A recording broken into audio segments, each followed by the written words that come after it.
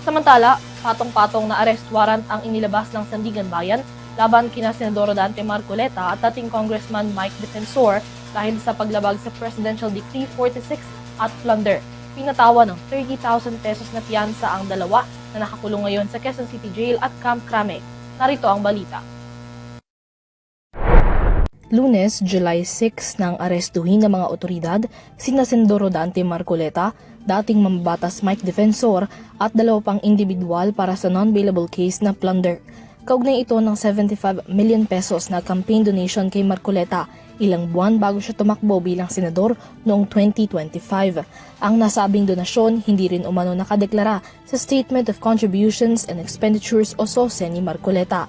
2 araw mula nang maaresto, nag-issue naman ang Sandigan Bayan 4th Division ng panibagong arrest order laban kay Marcoleta, Defensor at negosyanteng si Aristotel Viray nitong Miyerkules para ito sa aligasyon ng umunoy paglabag sa Presidential Decree 46 matapos umunong tumanggap ni Marcoleta ng 30 million pesos na campaign donation mula kay Defensor noong party list representative pa siya.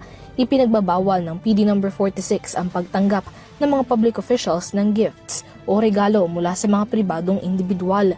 Ipinag-utos ng Sandigan Bayan ang paghahain ng arrest warrant sa mga respondent na kasalukuyan ng nakadetine at pinatawa ng 30,000 pesos na piyansa bawat isa.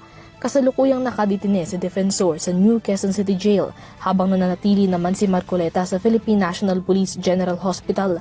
Habang nasa booking procedures, dumaing ang senador ng pananakit ng dibdib at lumalabas na may hypertension. Posible pang magtagal ang kanyang pananatili sa ospital hanggang hindi nagiging stable ang kanyang kalusugan. Kaugnay nito, ipinag-utos na ng Sandigan Bayan 6th Division ang consolidation ng PD No. 46 violation sa plunder case na nasa 3rd Division. Samantala, sa isang Facebook post naman ipinadaan ng anak ni Defensor na si Attorney Mikey ang update patungkol sa kalagayan ng kanyang ama makaraang maaresto. Ayon sa kanya, maayos ang sitwasyon ng kanyang ama at nanatili pa ring matatag. Nakatuon din aniya ngayon ang kanilang pamilya sa pagpapalakas upang maipagpatuloy ang labang kanilang nasimulan. Nagpasalamat din siya para sa lahat ng mga nagpahayag ng suporta para sa kanyang ama. Para sa EuroTV News, Mia Layagin, sumasaludo sa bawat Pilipino.